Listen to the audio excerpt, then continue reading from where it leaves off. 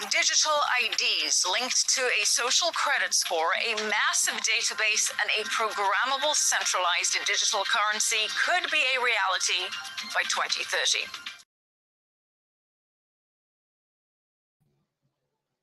Now you hear that right. Shalom everyone.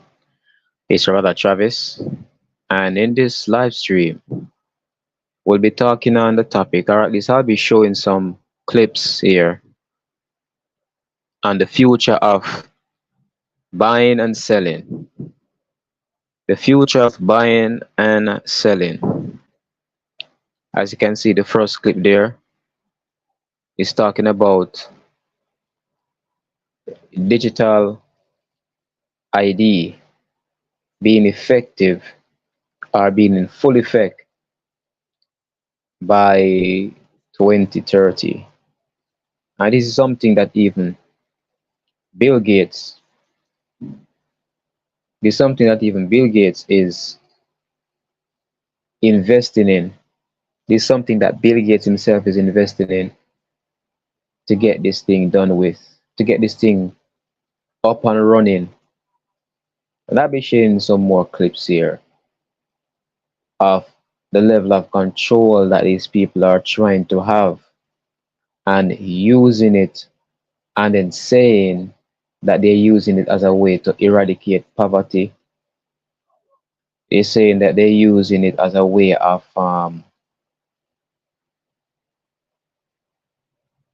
making life easier for people. But in reality is that they are using this for control. Now before I go any further, let me just give you the definition of this ID thing. Let me give you the definition of this digital ID.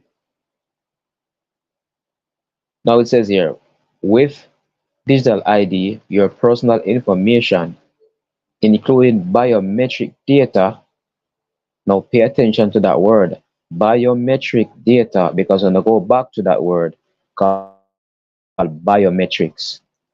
So with digital ID, your personal information, including biometric data, is securely encrypted and stored so you can stay in control of your identity details.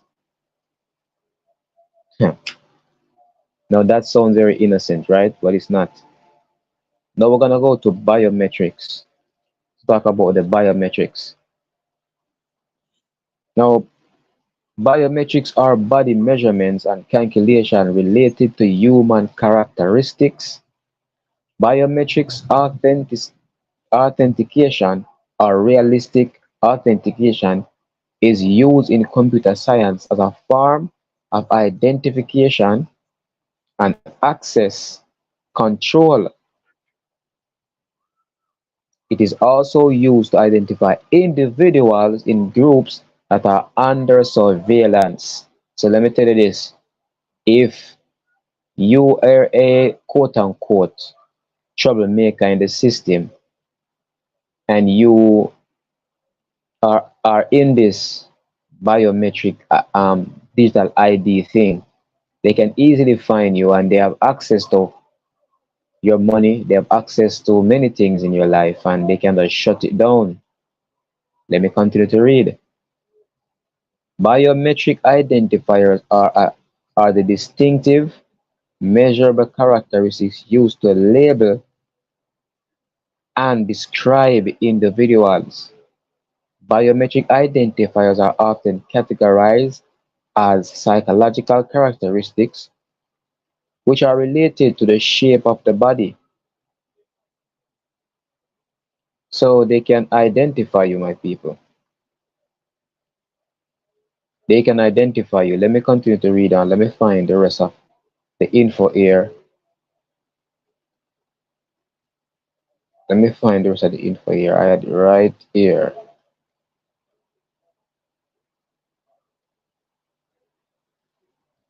Come on now. Oh yeah, right here.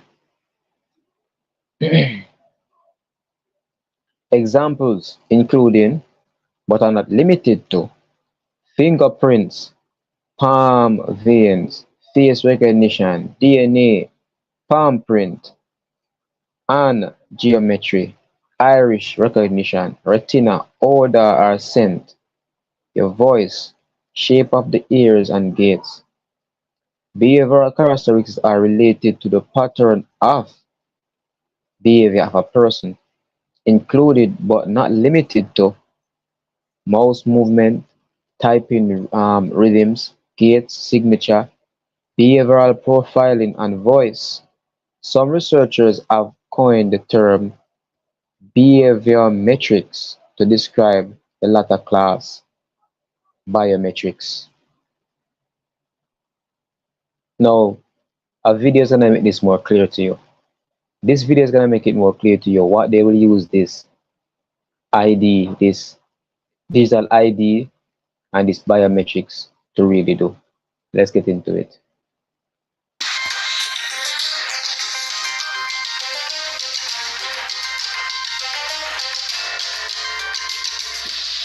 They're constantly monitored by facial recognition cameras that are able to instantly put a face to a name. Now, the Chinese are also ranked, given a mark out of a possible 950 points. A score in the 700s is considered good, around the 500 mark is not.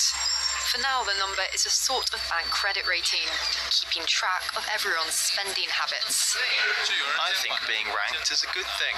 A society has to have rules. It forces us to be well behaved. It may seem scary, but it's just like that here. We're used to it, and anyway, we don't have a choice. But in an effort to keep all of its subjects in line, Beijing is taking the system a step further in 2020. It's aggregating data gathered by banks, private companies, and the state to rate if someone's a good or bad citizen. By using the most data possible, the so-called big data, the system will play an important role in rebuilding a moral society. The state will go over every detail of a person's life with a fine-tooth comb. Their financial situation, spending habits, career, even behavior on social media. Criticizing the government online or displaying outward signs of wealth is a no-no. On the other hand, praising the party or giving blood increases your social credit. Xiao Wenwang is a model citizen. She lives in Nanjing, a testing ground for social ranking. Married with a child, she has a job in a retirement home, no debts, and she wouldn't dream of jaywalking. As a good citizen, I respect the rules of the road. If I didn't, I'd lose points on my social credit. In theory, everything can be taken into account in the social score, even the most innocuous errands like supermarket shopping. When Xiao Wenwang makes an electronic payment, her purchases tell the state a lot about her. Buying cigarettes would count against her. On the other hand, nappies show she's an attentive mother. Beer could indicate alcoholism. She'd be better off buying water. In this pilot city of 8 million people, there are only 18,000 model citizens. For Xiao Wenwang, there are perks to be had, such as paying half price for the bus. I get discounts for all public services, even at museums. And the library is free for me, thanks to my score. A good score brings benefits, but people with low scores lose rights. The cinema names and shames people considered untrustworthy, plastering their details, even their addresses, across big screens. It's a matter of principle. Those people have to be condemned. Those people aren't honest, so they have to pay the price. It's only right to pay your debts. You have to blacklist those that don't. The Supreme Court has created a blacklist for so-called bad citizens, those whose ratings have dropped to zero. On it are companies, but also 23 million people to date. Among them is this journalist Liu Hu. He got a little too close to uncovering corruption among high-profile party members. After being sued for defamation by the subject of a story he'd written, he was blacklisted. He only realized when he tried to buy a train ticket and was told he was banned from traveling. That tells me I'm still on the blacklist. Punished because he's been branded untrustworthy by the state. Once you're blacklisted, you can no longer get a bank loan, start a business, buy an apartment, or even send your children to a private school. Yu Hu is among a tiny minority of people who have dared to criticize the system, which some are calling a digital dictatorship. I worry because I think many people like me will be deprived of individual freedoms, and all of us will live with restrictions of one kind or another. After our meeting, Yu Hu learned that his name had been removed from the blacklist, but he still has a long way to go if he doesn't want to languish at the bottom of the social credit hierarchy.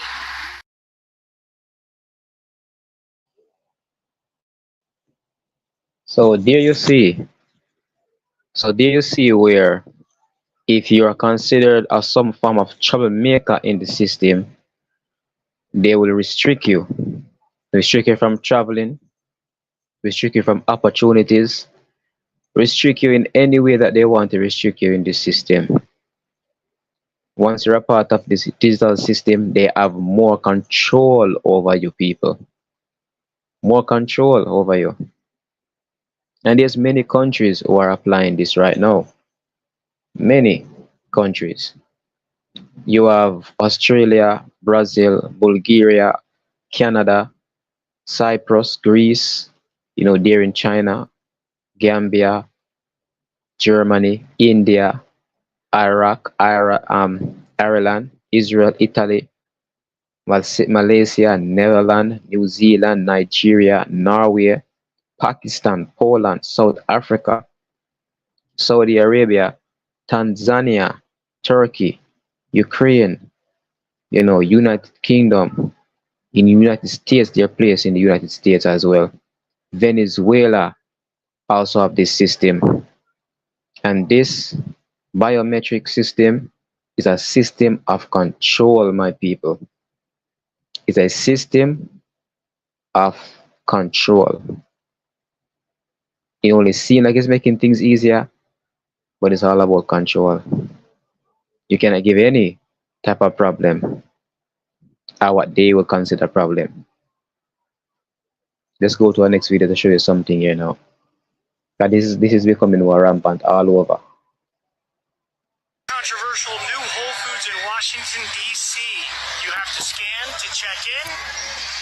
You have to scan to check out. You have to scan to leave the checkout.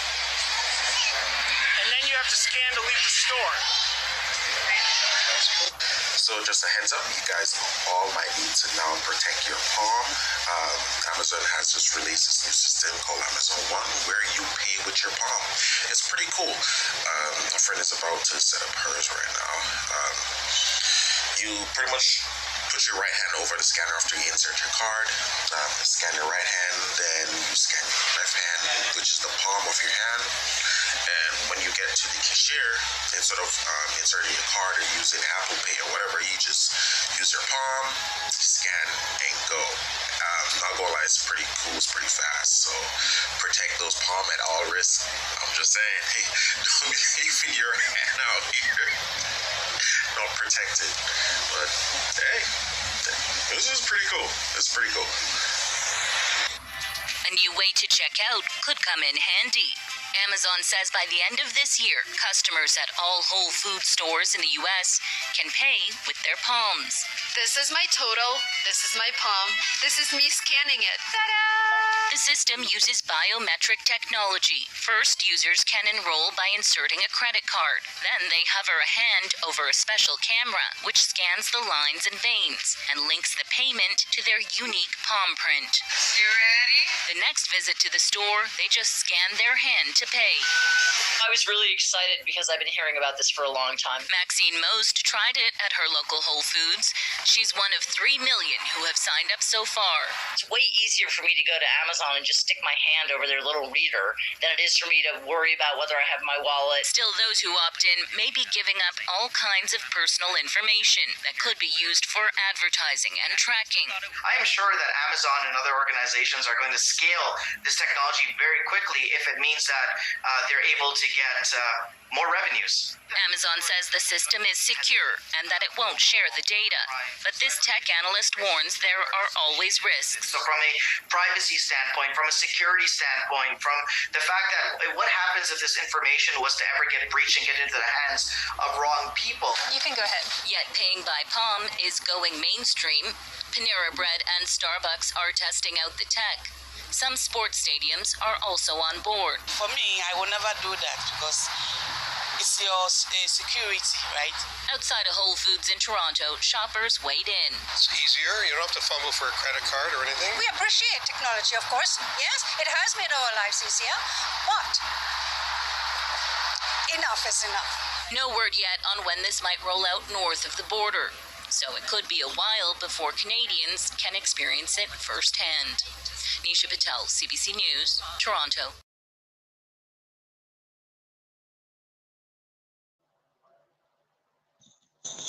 This is Agenda 2030. So by 2030, they want to get this in full effect worldwide. This is the reason why we have people like Andrew Holness wanted to do this earlier last year, and all of that. It's crazy. Well, I'm just making people more aware of these things. And then everybody have their own brain to think for their own self, to draw their own conclusions, and to make their own decisions. I'm only just making this more broad spread and aware, to make our people more aware. So, give me your thoughts. I know this is a live stream, but I will be sharing this live stream out with our brothers and sisters in the group. And also I'll be notifying in the community about this live stream. So you guys can definitely watch it. And whenever you watch it, leave your thoughts in the comment section. Share this out as well.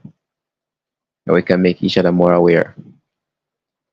Until next live stream, shalom, peace, grace, and mercy from God through Yahushua Hamashiach, Hawashai, our Lord and Savior.